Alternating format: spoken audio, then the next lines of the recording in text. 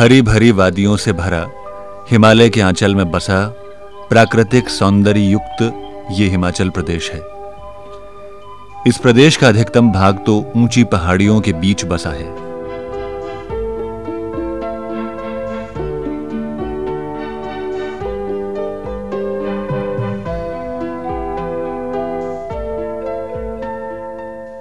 मगर कहीं कहीं इन पहाड़ों के बीच मैदानी जमीन भी है।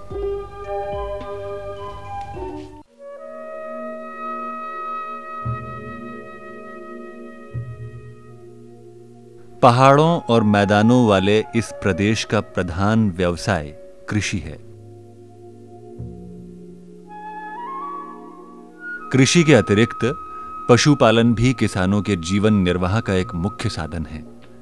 इनकी वार्षिक आमदनी का 30 से 35% हिस्सा पशुधन से प्राप्त होता है।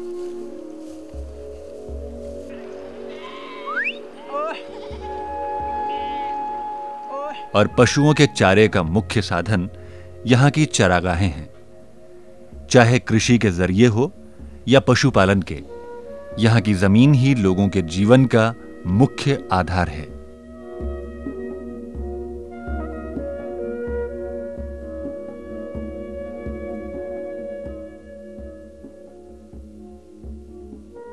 उसे संवारना और कृषि तथा पशुपालन के योग्य बनाना हिमाचल वासियों के जीवन का एक प्रमुख हिस्सा है। चरागाह एवं घासनियों की उत्पादकता को बढ़ाना यहां के लोगों के लिए आवश्यक है। परंतु पिछले कुछ वर्षों से लगातार चराई के दबाव व उचित रखरखाव के अभाव में खरपतवारों की भरमार से तथा प्राकृतिक घासों के छोटे जीवन काल के कारण इन चरागाहों की उत्पादन क्षमता काफी कम हो गई है। प्रदेश में 60 से 65% तक हरे चारे और 45 से 50% तक सूखे चारे की कमी बरकरार है। परिणाम स्वरूप आधे पशुधन का पेट भी पूर्ण रूप से नहीं भरा जा सकता है। इस ज्वलंत समस्या के समाधान के लिए प्रदेश के चौधरी सरवण कुमार कृषि विश्वविद्यालय ने विस्तृत अनुसंधान किया है। हिमाचल प्रदेश में चरागाहें व घासनियाँ चारे का एक मुख्य स्रोत हैं। ये 400 मीटर से लेकर 4800 मीटर की ऊंचाई तक निचले, मध्य व ऊंचे क्षेत्रों तक फैली हुई हैं। अधिक चराई के दबाव, खरपतवारों की भरमार तथा उच्च रखरखाव के अभाव के कारण इनकी क्षमता दिन प्रतिदिन घटती जा रही है। चौधरी सरवण कुमार कृषि विश्वविद्यालय ने विस्तृत शोध कार्य करके इनकी उत्पादन क्षमता व गुणवत्ता बढ़ाई है, जिसकी झलकी इस फिल्म द्वारा दी जा रही है। मुझे पूर्ण विश्वास है कि इससे किसान वर्ग, सरकारी व गैर सरकारी संस्थाएं पूर्ण लाभ उठा सकेंगी। प्रदेश के निचले, मध्य एवं ऊंचे पहाड़ी क्षेत्रों की जलवायु, भूमि बनावट आदि को ध्यान में रखते हुए उनमें चरागाह सुधार के लिए अलग अलग तकनीक विकसित किए गए हैं। चरागाह सुधार कार्यक्रम में सबसे पहला कदम है खरपतवारों का नाश। खरपतवार चरागाहों एवं घासनियों में भूमि, पानी एवं पोषक तत्वों के लिए होड़ लगाते हैं। इस समय क्षेत्र में लाल, सफेद व नीला फूलनू, काली बसूटी, गाजर घास, छिज व काई जैसे खरपतवारों का काफी प्रकोप है। खरपतवार नियंत्रण की मुख्य 2 विधाएं हैं, यांत्रिक एवं रासायनिक। यांत्रिक उन्मूलन में खरपतवारों को फूल आने से पहले काटकर व उखाड़कर जला दिया जाता है। नीला व सफेद फूलनू एवं छिज से ग्रसित क्षेत्रों में यदि उन्नत घास की किस्में लगाई जाएं तो कुछ समय में इन खरपतवारों का नाश अपने आप हो जाता है। इसके अतिरिक्त मजदूरों के अभाव व प्रतिकूल मौसम की अवस्था में रासायनिक उन्मूलन का अपना एक महत्व है। अगस्त से अक्टूबर के बीच लाल फूलनू की झाड़ियों को जमीन से 2 से 4 इंच की ऊंचाई तक काटकर लगभग 1 महीने बाद नई कोमलों पर ग्लाइसेल नामक दवाई का 1% घोल का छिड़काव कर दिया जाए तो इस खरपतवार का नाश निश्चित है। लाल फूलनू से मुक्त ये क्षेत्र अब उन्नत घासों के अंतर्गत लाया जा सकता है। नीले व सफेद फूलनू के नाश की विधि और भी सरल है। ग्रसित क्षेत्रों में फरवरी, मार्च या अगस्त सितंबर के महीनों में 2D या 4D नामक दवाई के सोडियम सॉल्ट पाउडर की 50 ग्राम मात्रा 32 लीटर पानी में घोलकर प्रति कनाल की दर से छिड़काव करें। यही छिड़काव 105 मिलीलीटर 2 या 4D के इथाइल एस्टर से भी किया जा सकता है।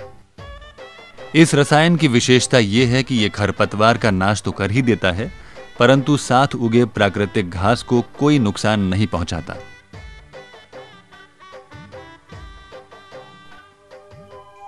खरपतवार मुक्त व अन्य प्राकृतिक चारागाहों व घासनियों में अनेक प्रकार की उन्नत किस्म के बीज व कलमों द्वारा घास लगाई जा सकती है।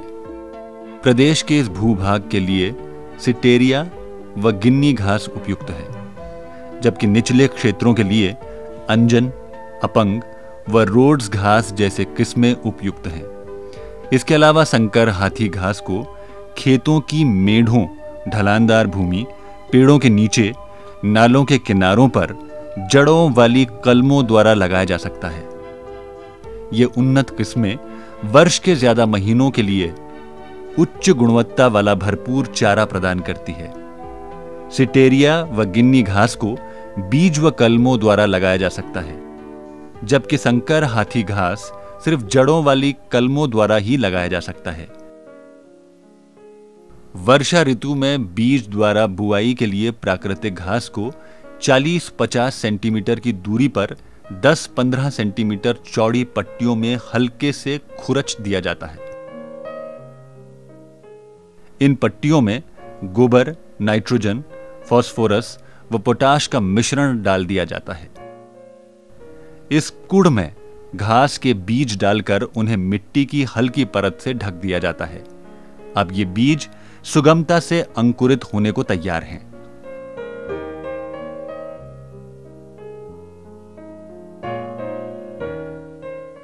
घासों की बीजाई गड्ढों में भी की जा सकती है। बरसात शुरू होते ही क्षेत्र में 40 से 50 सेंटीमीटर की दूरी पर 4.5 सेंटीमीटर गहरे गड्ढे बनाकर अनुमोदित मात्रा के अनुसार 4 से 5 ग्राम नाइट्रोजन, फास्फोरस व पोटाश खाद का मिश्रण 100 से 150 ग्राम गोबर की खाद के साथ मिलाकर डाल दिया जाता है। बीजाई के लिए तैयार इन गड्ढों में घास के बीजों को ऊपरी सतह पर डालकर मिट्टी की हल्की परत से ढक दिया जाता है। खाद और पानी में लिप्त इन बीजों की बढ़ोतरी अच्छी होती है। बीज के अलावा जड़ युक्त कलमों से भी रोपाई होती है।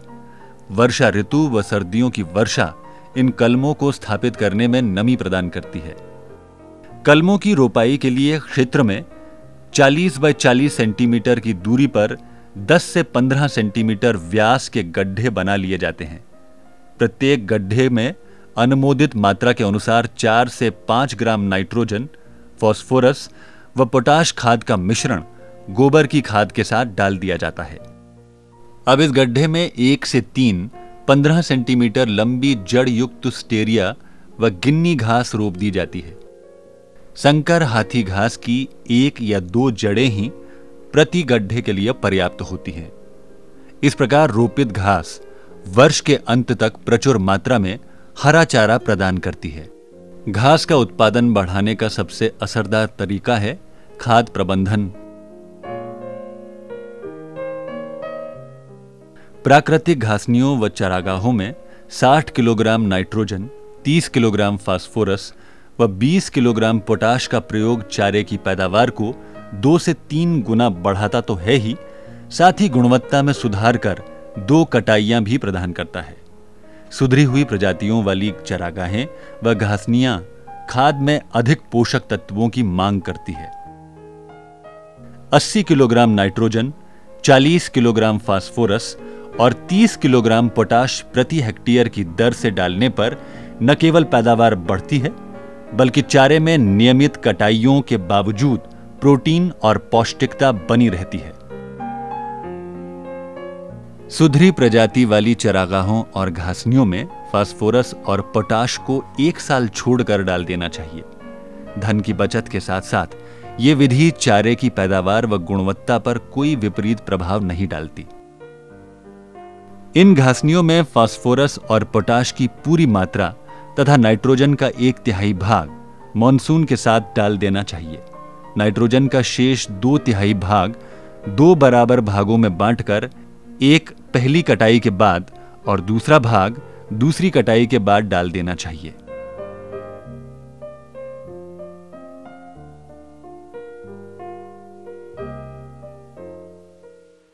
हिमाचल प्रदेश ने पशु के सुधार में काफ़ी प्रगति की हुई है, लेकिन उतनी ही प्रगति चारा को उपलब्ध कराने में नहीं हुई है।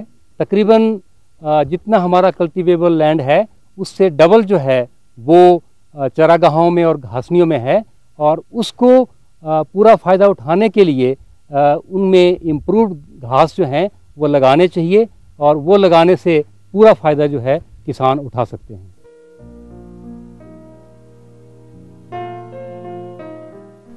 चरागाहों और घासनियों से ज्यादा पैदावार लेना ही किसान का लक्ष्य नहीं होना चाहिए, परंतु अधिक समय तक उनकी उत्पादन क्षमता को बनाए रखना अति महत्वपूर्ण है। लगातार कटाई व चराई के कारण उत्तम व पौष्टिक घास की कमी हो जाती है, अतः 2 कटाई व चराई के बीच उचित अंतराल होना चाहिए। उचित रखरखाव व खाद प्रबंधन द्वारा प्राकृतिक चरागाह से 2 कटाइयों में 140 से 150 क्विंटल तथा सुधरी चरागाह से 4 कटाइयों में 400 से 500 क्विंटल हरा चारा प्राप्त किया जा सकता है।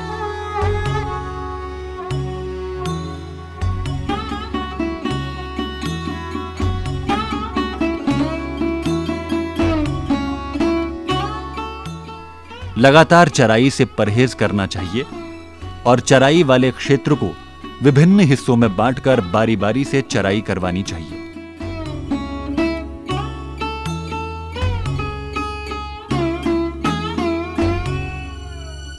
ये जो घास है यहाँ का प्राकृतिक घास है। ये घास यहीं पर पहले से ही यही घास यहीं उगती है। इस घास से हमें इतना फ़ायदा नहीं है, मजबूरन हमें पशुओं को यही खिलाना पड़ता था। इसके बाद हमें पालमपुर कृषि विश्वविद्यालय से ये घास का बीज मिला। इस घास से हमें बहुत सारे फ़ायदे हुए हैं। नंबर 1 तो ये बहुत जल्दी उग जाता है। नंबर 2, इस घास से पशुओं की सेहत में काफ़ी फ़ायदा हुआ है। नंबर 3, इस घास से गाय के दूध में भी बढ़ोतरी हुई है।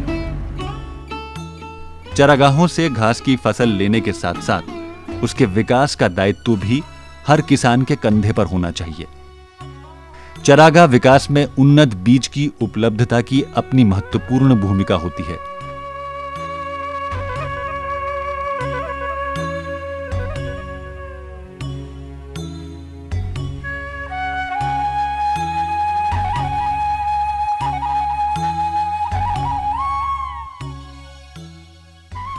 सिटेरिया जैसी घास से एक कटाई हरा चारा लेने के बाद उसे बीज उत्पादन के लिए छोड़ देना चाहिए। सितंबर अंत या अक्टूबर के माह में जब बीज तैयार हो जाता है तो बीज की बालियों से बीज इकट्ठा कर लेना चाहिए। बीज निकालने के बाद इस घास के चारे की गुणवत्ता और पौष्टिकता प्राकृतिक घास से कहीं ज्यादा होती है। प्राकृतिक रूप से उग रहे पेड़ों के नीचे सिटेरिया व हाथी घास को भी सफलतापूर्वक उगाया जा सकता है। अस्थायी रूप से जलमग्न क्षेत्रों में सिटेरिया घास को सफलतापूर्वक उगाया जा सकता है।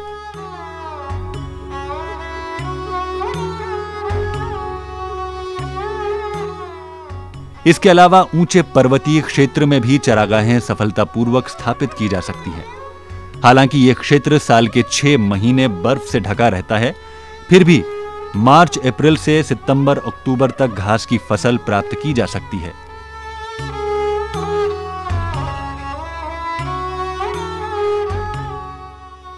इस क्षेत्र के लिए उन्नत किस्म की घास व फलीदार चारा प्रजातियों का ब्यौरा इस प्रकार है।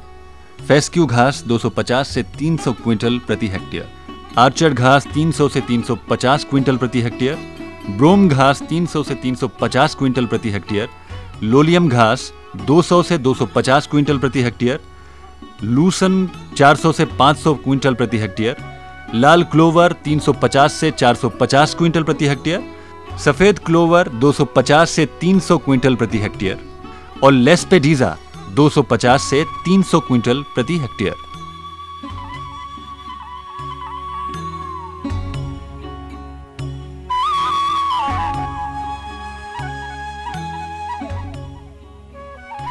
इस क्षेत्र की भूमि ज्यादातर ढलानदार व भुरभुरी है, इसलिए मिट्टी की कम से कम खुदाई एवं कटाई होनी चाहिए। बुआई के लिए घास और फलीदार फसलों के बीज को थोड़ी थोड़ी दूरी पर हल्का छेद बनाकर उसमें बीज डालकर हल्के से ढक देना चाहिए। सराहनीय कार्य किया है एग्रीकल्चर यूनिवर्सिटी पालमपुर ने, विशेषकर चारागाह डेवलपमेंट में। प्रेजेंटली इन्होंने कवर किए हैं उदयपुर बेल्ट को, जहां पहले इन्होंने 70 के करीब किसानों को अपने साथ लिया था। उनकी ज़मीनों पे इन्होंने चारागाह विकसित किए थे। इन्होंने उन किसानों को चुना जिनके पास थोड़ी बहुत ज़मीन है, जिनके पास थोड़ा पशुधन भी है, ताकि जिनको जो प्रैक्टिकली इन प्रॉब्लम्स को फेस करते हैं। इन्होंने जो अपना एक्सपेरिमेंट किया, इन्होंने जो घासें उगाई थी वो थी फेस्क्यू, ऑर्चर्ड और दूसरी घासें भी थी।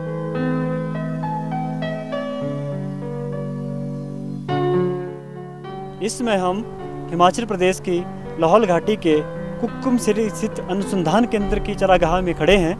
इस क्षेत्र की सबसे बड़ी समस्या है कि यहाँ का जो सीज़न है वो 5 से 6 महीने का है, और इसी 5 से 6 महीनों में ही हमें जो है हरा चारा या फसल जो है पशुओं के लिए प्राप्त होती है। ये हमारी फ्लियम घास है, यह लूसन है, यह फलीदार चारे की एक बहुत ही उन्नत फसल है इस क्षेत्र के लिए।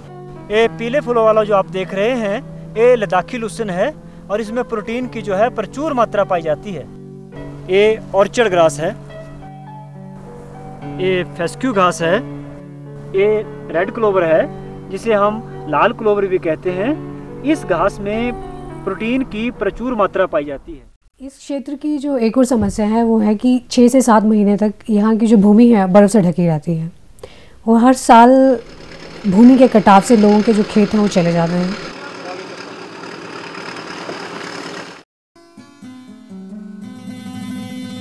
जहां भूमि कटाव की समस्या कम है, वहां बर्फ पिघलने के तुरंत बाद 40 बाय 40 सेंटीमीटर की दूरी पर हल्के गड्ढे बनाकर उनमें अनुमोदित मात्रा के अनुसार 4 या 5 ग्राम नाइट्रोजन, फास्फोरस, पोटाश व 100 से 150 ग्राम गोबर की खाद डालकर जड़युक्त पौधे की रोपाई की जा सकती है।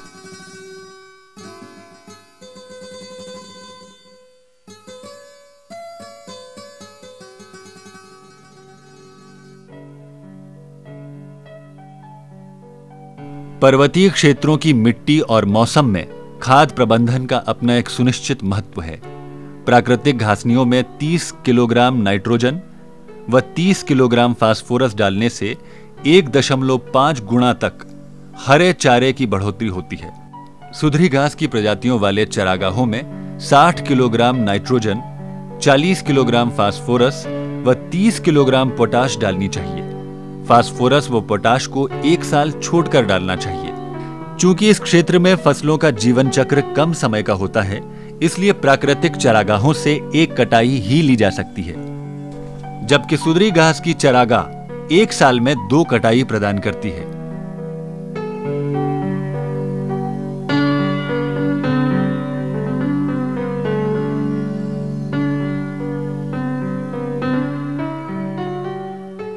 इस क्षेत्र में बीज उत्पादन का अपना ही महत्व है,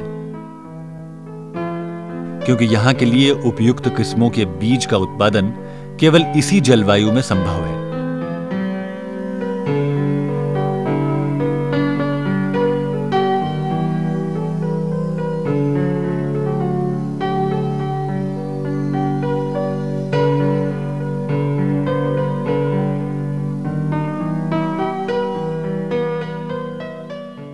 मेरा नाम प्रेमनाथ है।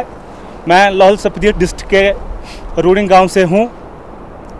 मैं एक पढ़ा लिखा किसान हूं, इसलिए मुझे हर दम अपनी फसलों की, अपनी घास फूस के मवेशियों के बारे में फिक्र रहती है। इसीलिए मैंने पालमपुर वालों से संपर्क किया और पालमपुर वालों ने मेरे को बहुत ही अच्छी सहायता दी, अच्छे बीज दी। पहले मेरे इस ज़मीन में यही कोई फीट 1.5 फीट के आसपास घास होती थी लंबी, और इस वक्त ये पालमपुर वालों की सहायता से ये आपका 3.5 फीट, और आप इस वक्त हाइट देख रहे हैं कोई 4 फीट के आसपास घास है, और ये सब कुछ पालमपुर वालों की मदद से संभव हुई है।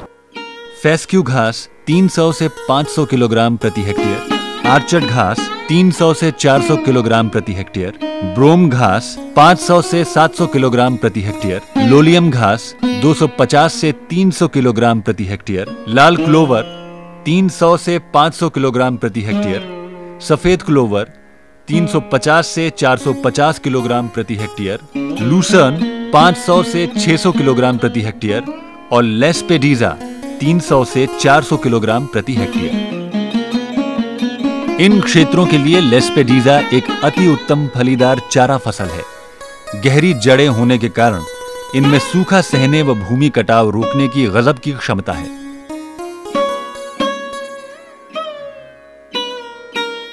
इन सब के अतिरिक्त चरागाहों व खेतों की मेढ़ों पर या पानी की कुहलों के साथ सैलेक्स, रोबेनिया व पॉपुलर के पेड़ लगाकर चारे व लकड़ी की समस्या से मुक्ति पाई जा सकती है।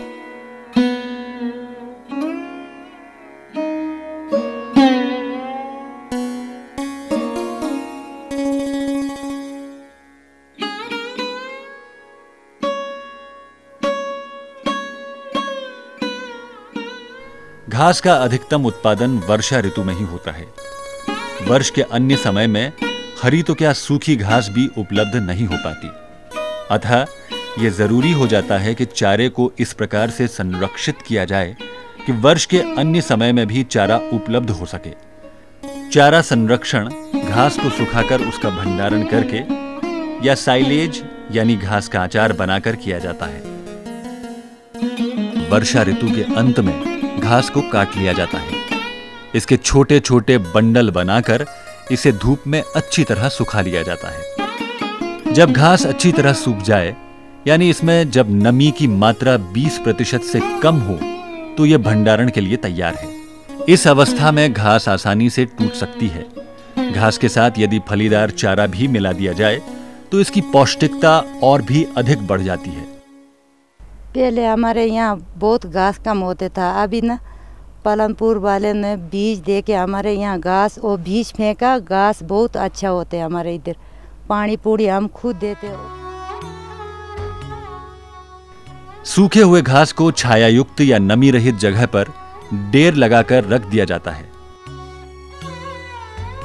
अधिक वर्षा और अधिक धूप इसके सड़ने एवं पौष्टिकता में कमी का कारण बन जाती है।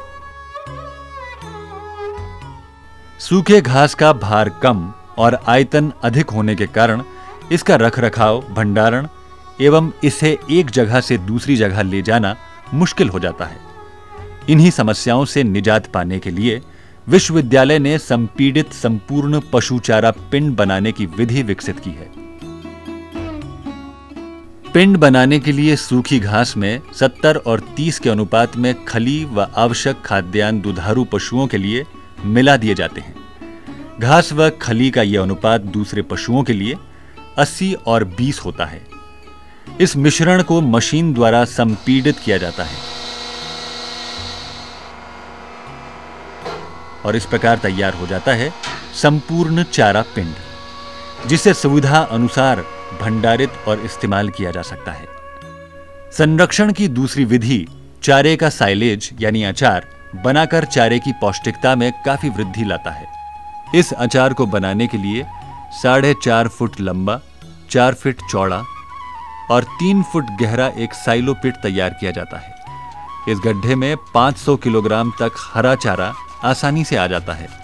साइलो पिट में भरने के लिए चारे को 1 या 2 इंच के टुकड़ों में कुतर कर उसमें 5% शीरा और 0.5% यूरिया मिलाकर परत दर परत गड्ढे में भरकर दबाते जाएं।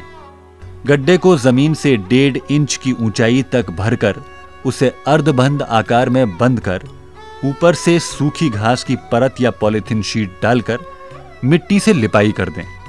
गड्ढे के चारों ओर नाली निकाल दें, जिससे वर्षा का पानी पूर्ण रूप से निकल सके। 40-50 दिन में चारे का ये आचार पूर्ण रूप से तैयार हो जाएगा।